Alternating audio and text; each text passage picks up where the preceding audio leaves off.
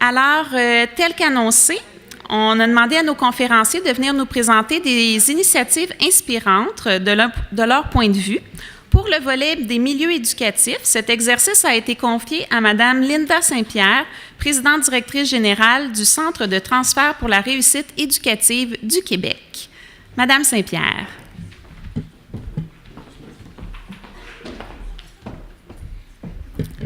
Alors, bonjour. Donc, c'est une belle invitation. Alors, j'ai pu consulter ce qu'il y avait sur l'Observatoire. Alors, sur la base de mon expérience dans le monde scolaire, dans les dernières années à titre de direction, dans une école, mais aussi au CETREC depuis 7 ans. Alors, le Centre de transfert pour la réussite éducative. Alors, c'est sûr qu'on a une préoccupation pour l'utilisation des résultats de recherche, mais aussi la prise en considération des savoirs d'expérience. Puis, j'ai pas pu résister à mon expérience personnelle comme tante d'un garçon qui aura 5 ans en septembre, à le 15, et qui fera son entrée à la maternelle. Alors, Louis. Alors, il y a des exemples d'initiatives qui sont intéressantes, puis je pense que ce que je regardais, on pourrait soulever des aspects positifs dans tout ce qui était disponible. Alors, j'ai dû me limiter. Alors, une première expérience, c'est la ribambelle de la Commission scolaire des Patriotes. Oui. Vous avez des diapositives? Non. Ah, OK, parfait. Non, c'était les... Alors, il y avait 5 minutes, alors j'en ai pas... Donc, je trouve que déjà là, le terme est inspirant, ribambelle. Alors, ce sont des psychoéducatrices qui sont à l'emploi de la commission scolaire, qui sont déployées hebdomadairement en CPE. Alors, durant l'année qui précède l'entrée scolaire, des actions sont prises pour faciliter la transition. Alors, l'animation d'ateliers pour soutenir les enfants dans la gestion du stress et de l'anxiété. Alors, justement, ce que je trouvais intéressant de constater, c'est toute la prise en considération des besoins pour la transition, alors des tout-petits. Alors, Caroline, tout à l'heure, parlait de la base de confiance, alors l'anxiété, le stress face à l'environnement, ce qui peut amener des comportements inadaptés. Alors, c'est là-dessus que le travail a été mis en place. Les écrits scientifiques ont été pris en considération. Alors, on dit vaut mieux prévenir que guérir, dont l'intervention préventive permet d'éviter les difficultés d'adaptation, alors qui pourraient affecter le parcours scolaire. Il y avait un dépistage systématique, donc une procédure de dépistage précoce, donc de s'entendre là-dessus, c'était aussi déjà important. Des interventions concertées, alors la concertation étant très importante pour favoriser les pratiques de transition.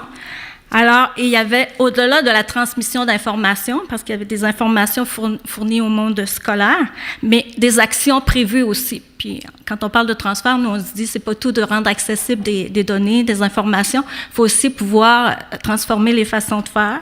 Alors ça, les actions qui ont été mises en place étaient favorables en ce sens-là. Il y a toute la collaboration avec les familles et partenaires des CPE, de la santé, des services sociaux. Alors, ça me faisait dire que dans l'expérience, c'était vraiment gagnant-gagnant, à la fois pour l'enfant, la famille et les intervenants des CPE et du scolaire. Parce que vous allez reconnaître des mots qui ont été mentionnés par Caroline. Alors, tant l'accompagnement personnalisé des enfants par une psychoéducatrice en CPE, alors qui pouvait travailler sur des besoins particuliers, et même le soutien aux éducatrices. Donc, les intervenantes en CPE pouvaient elles-mêmes en profiter. La formation aux éducatrices sur l'anxiété et la collaboration, alors on en a parlé tout à l'heure de formation, donc la collaboration école-famille. Le transfert de l'expertise, alors ça, je trouve que c'est essentiel. Donc, ce qui était développé, transmis aux intervenants de l'école, un partage. Une information et un accompagnement des parents aussi, lors de la transition pour des besoins plus spécifiques des enfants. Exemple, une formation pour l'anxiété, comment agir, parce que souvent on se dit, oui, on le sait, mais qu'est-ce qu'on peut faire maintenant? Alors, c'était pris en considération. Donc, il y a un programme d'intervention universelle sur 3 ans. Alors, quand on parle de continuité, de complémentarité dans les actions, dans le respect des rôles et responsabilités des acteurs, alors ça, c'était pris en considération. Donc, le programme permettait le développement d'habiletés sociales et relationnelles, puis des stratégies pour gérer le stress et l'anxiété. Donc, les gens avaient un sens donné au comportement puis un vocabulaire commun, ce qui permet de mieux s'entendre. Et tout ça, bien sûr, qu'il y a des conditions. Donc, on peut penser qu'il y a des outils fournis, des procédures de dépistage, des ateliers, des capsules et, bien sûr, ressources. On a vu psychoéducatrice qui était un pivot là, pour faire le lien de tout ça. Et, bien sûr, certainement, temps et argent. Alors, une autre expérience que j'ai retenue, Puis peut-être vous allez reconnaître des éléments aussi de chez vous. Alors, c'est une démarche qui a été coordonnée par le comité Petite Enfance Famille qui relève de la table de concertation jeunesse de Bordeaux-Cartierville. Alors, par la variété des occasions, des moyens, des stratégies qui ont été utilisés. Alors là aussi, les besoins sont pris en considération. Il y a eu tout d'abord la prise en considération des résultats de l'enquête sur la maturité scolaire des enfants montréalais pour se mobiliser autour de la transition vers l'école. Alors, ça a été un élément déclencheur. Le dépistage, donc les gens ont décidé d'utiliser un outil commun. Alors, d'en avoir un outil, c'est une chose. D'avoir un outil commun, faire consensus, c'est déjà intéressant. Alors, des interventions aussi concertées, donc au-delà de la transmission d'informations, vraiment un passage à l'action. Donc, collaboration d'agents du comité Petite Enfance Famille, de professionnels de la santé, des services sociaux, des familles, d'intervenants communautaires, donc différents acteurs qui apportent leur contribution. Alors là aussi, qui en sort gagnant? Les enfants, les familles, puis aussi les intervenants par les informations qu'ils reçoivent aussi. Donc, il y a dans la continuité des interventions, une journée d'accueil, bienvenue à la maternelle, c'est ça qu'on en retrouve dans les milieux, et ce qui permet cette journée-là d'identifier des besoins, de dépister aussi lors d'ateliers avec information aux parents sur les besoins de leur enfant, mais aussi les ressources disponibles, des services qui pourraient être offerts. Alors ça, c'est, je pense, une mine d'or importante. Puis la reconnaissance du rôle du parent aussi pour les suites à donner par rapport au suivi de l'enfant. Alors, il y a des contextes différents qui ont été pris, des variantes possibles selon les milieux. Alors, l'implication des parents est mise à contribution pour compléter le portrait de l'enfant lors du dépistage, puis aussi la transmission d'un outil de transition à l'école. Aussi pour participer à des ateliers qui sont offerts par des organismes communautaires, justement pour les relations, donc initiés à la vie de groupe lors d'activités variées. Et ce qui est intéressant, un camp de jour aussi de préparation à l'école, qui est offert à l'entrée, l'été, donc pour des groupes d'enfants de 4-5 ans, qui est animé par des étudiants. Et les coûts sont abordables, alors on appelle ça le club des 10 amis. Puis j'ai déjà sensibilisé d'autres milieux parce que j'avais une rencontre avec des DG d'une région, puis c'était une préoccupation justement, transition, les 0-7 ans, puis tout ce qui était de préparation à l'école. Puis ils disaient, on a déjà certaines pratiques, et l'idée c'était de dire, on pourrait réfléchir ensemble et essayer de voir en s'inspirant d'autres milieux. Puis en mentionnant l'idée du camp, ils disaient, c'est intéressant. Alors vous voyez, il y a déjà une phase de transmission là, qui est amorcée. Et là aussi, dans le milieu, il y avait des outils, alors des conditions mises en place, donc sommaire d'infos remis aux parents, remis aux intervenants de la maternelle, l'outil commun de dépistage, l'outil de transition vers l'école, et aussi un milieu qui acceptait de questionner ces outils parce qu'il était en refonte du portfolio. Alors, je trouvais aussi que c'était vraiment une pratique réflexive. Je donne 2 autres points d'information qui que j'ai trouvé inspirants pour des angles différents. Alors, j'y vais rapidement. C'est une expérience à Pointe-aux-Trembles, Montréal-Est. Alors, il y a eu un comité conjoint avec direction d'école, CPE et 4 organismes qui réunissaient des gens des comités 6-11 ans et table de la petite enfance. Et là-dedans, on a mis les jeunes vraiment en action. Alors, c'est sûr qu'on peut leur offrir des services, des ateliers, tout ça. Mais là, les enfants étaient amenés à écrire une lettre aux enfants de la maternelle par les enfants des CPE, puis l'organisme communautaire famille, pour poser des questions sur l'école. Fait que c'est vraiment de leur propre préoccupation, leur curiosité, peut-être qu'est-ce qui pouvait les stresser aussi, mais c'est eux qui étaient acteurs. Et les enfants de la maternelle répondaient avec envoi d'une invitation. Donc, il y avait visite des élèves des enfants du CPE en maternelle et après aussi accueillir les enfants de la maternelle. Donc, c'est vraiment amorcé aussi déjà une interaction. Alors, on disait que c'était réalisé dans l'ensemble des CPE et des écoles primaires du quartier. Alors, c'est une initiative intéressante. Une autre expérience dans Saint-Laurent, qui était du comité de petite enfance du comité des organismes sociaux de Saint-Laurent. Alors, c'est une collaboration entre les commissions scolaires, organismes de santé et services sociaux, puis organismes qui regroupent un centre de pédiatrie sociale et un CPE. Alors là, ce qu'ils ont fait, c'est un espace de dialogue, l'organisation d'un café solution à propos de mécanismes de transition vers l'école. Alors, des enseignants de maternelle, intervenants sociaux communautaires, éducatrices en CPE ont eu l'occasion de s'asseoir et de discuter des actions des intervenants pour faciliter la transition et aussi des difficultés vécues puis de la recherche de solutions pour améliorer. Alors, vraiment, Je trouvais que c'était mettre les intervenants à l'œuvre, de partager leurs préoccupations, puis de créer des liens. Là, on parlait de relations tout à l'heure. Alors, il y en aurait encore beaucoup à dire. C'est très peu, mais le mérite, c'est que les gens sont en mouvement, en questionnement et en action. Puis, c'est sur cette lancée qu'il faut continuer. Merci.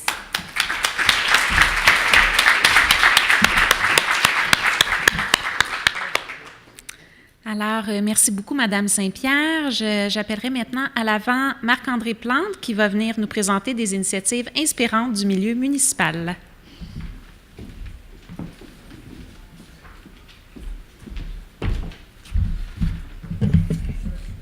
Alors, rebonjour à tous. Alors, on a dit des initiatives, mais en fait, il y en a deux. Dans un premier temps, je voulais vous parler du Parc Ferland dans l'arrondissement Saint-Léonard à Montréal. Donc, un tout nouveau parc qui a été inauguré à l'automne 2015.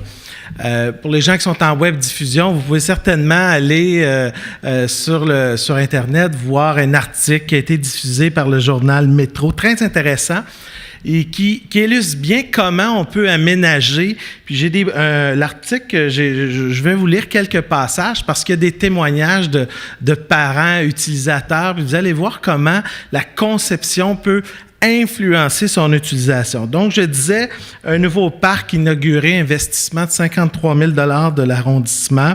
C'est un module de jeu qui a été planifié avec, il n'y a pas de sable, seulement caoutchouc au sol, clôturé autour, et donc vraiment un aménagement très sécuritaire, accessible, plusieurs moyens pour l'enfant de grimper, donc ça peut s'adresser à des enfants qui ont plus de difficultés à monter ou qui ont des limitations, donc certaines limitations. Je vous lis un témoignage d'une jeune famille, un enfant donc 2 enfants, une jeune maman qui dit qu'un enfant de 5 ans et de 6 ans. Le premier est atteint du syndrome de Gilles Latourette, le second, donc l'autisme, donc 2 enfants. Et puis elle dit très clairement, moi, ce parc-là, ça a été une découverte. Première raison, le fait que l'espace de jeu soit clôturé, elle dit, pour moi, c'est un facteur de sécurité parce que j'ai toujours l'inquiétude que mes enfants partent tout simplement, disparaissent. Alors, le fait qu'il y ait un espace limité, clôturé, sécuritaire, qu'il n'y ait pas de sable, parce qu'elle disait continuellement, mes enfants, quand ils vont au parc, le sable devient une espèce de distraction, donc dans le jeu. Alors, pour vous montrer que la façon dont on peut imaginer ce parc-là a été conçu, il y a un thème, c'est le thème marin, qui invite vraiment l'enfant à s'imaginer un jeu, donc à s'imaginer, de se raconter des histoires. Il y a toujours une interrelation dans les jeux où les enfants peuvent être 2 ou 3 à bouger ensemble.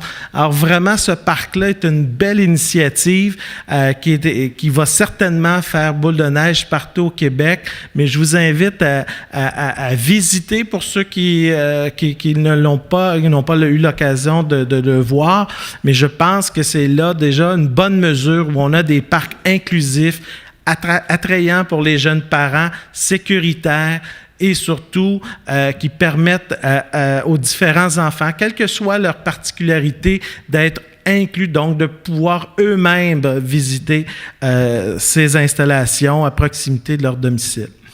La deuxième mesure, et ça je pense que c'est un bel exemple d'une alliance d'organismes communautaires et d'une municipalité. Puis moi, c'est quelque chose qui me touche beaucoup parce que je l'ai vécu comme jeune papa. Quand on a des activités avec nos jeunes enfants, entre 0 et 5 ans, on réalise rapidement que dans la programmation loisirs, les activités sont très orientées maman-enfant. L'aqua-bébé, le cardio-poussette, le yoga bébé. Je suis obligé de vous dire que j'ai voulu m'inscrire, mais je je me serais senti bien seul. Donc, donc, je réalise toute l'importance pour les jeunes papas d'avoir une programmation de loisirs qui est adaptée, qui permette de jouer.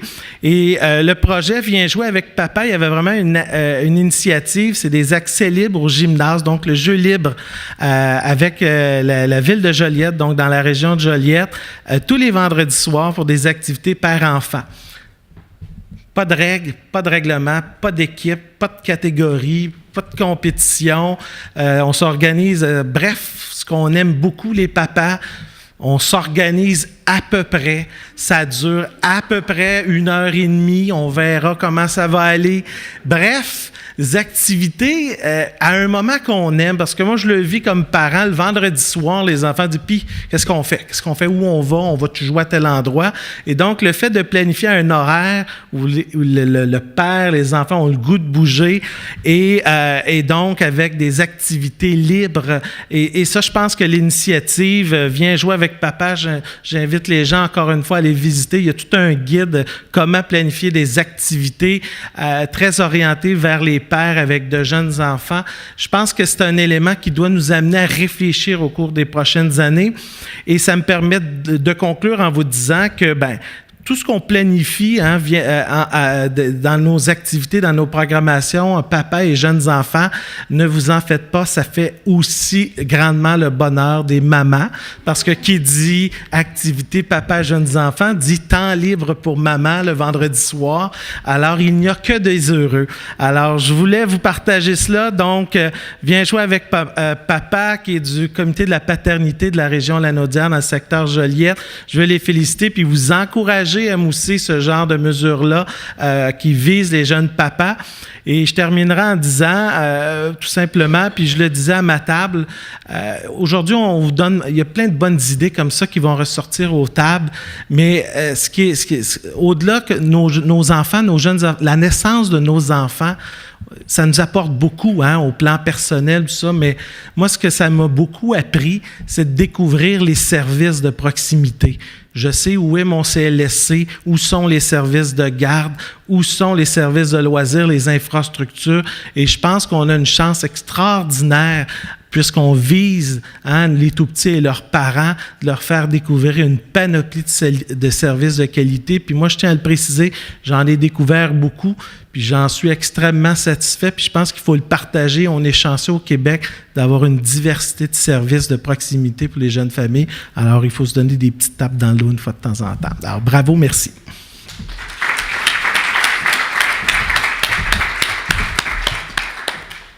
En tout cas, moi, le Viens jouer avec papa du vendredi soir, là, je suis pour. On veut ça à Villeray. Bon. Alors, merci beaucoup, Marc-André. Maintenant, j'inviterai Louise-Anne Côté à venir nous présenter les initiatives inspirantes qu'elle a identifiées pour le milieu communautaire.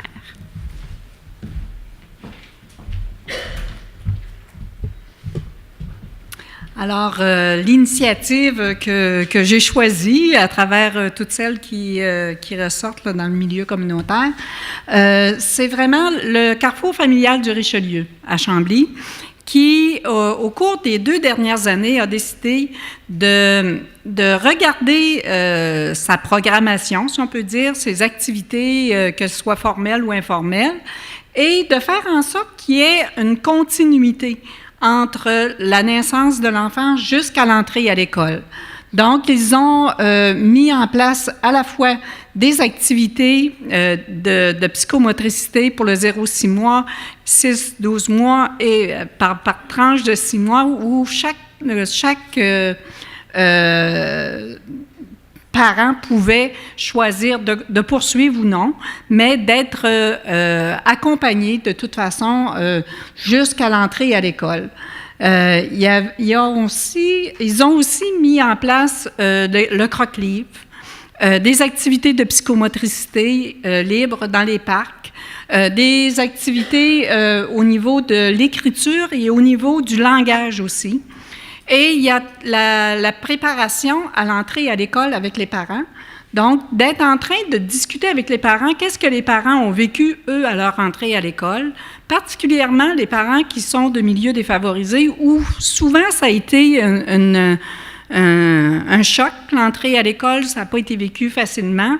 Donc, de quelle façon on peut être en train d'accompagner ces parents-là dans la réflexion à dire, moi, qu'est-ce que je désire pour mon enfant à son entrée à l'école? De quelle façon j'aimerais qu'il vive des expériences positives dans cette entrée à l'école?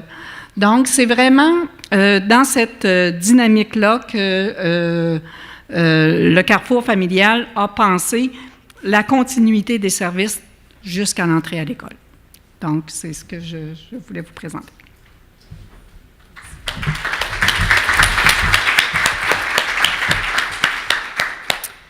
Alors, je pense que je vais répéter ce que Marc-André a dit, mais c'est toujours intéressant de voir à quel point il se fait des belles initiatives, puis souvent, elles ne sont pas tant connues, puis probablement que ça aussi, ça peut être des sources d'inspiration parce que des fois, pas besoin de réinventer la roue, juste de reprendre ou d'adapter certaines initiatives pour les installer, à les mettre en place dans d'autres contextes. Ça peut être des bonnes idées aussi.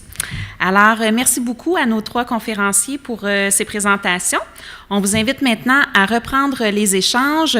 N'oubliez pas, vous avez les petites enveloppes là, si vous, avec les pistes de réflexion, si vous souhaitez les mettre à contribution pour terminer vos échanges. Et n'oubliez pas également de vous réserver du temps pour identifier la personne qui va venir présenter la synthèse de vos réflexions lors de la plénière et de compléter la section synthèse dans votre cahier du participant, donc de résumer un peu tout ce qui sera ressorti de vos discussions. Alors, à vous.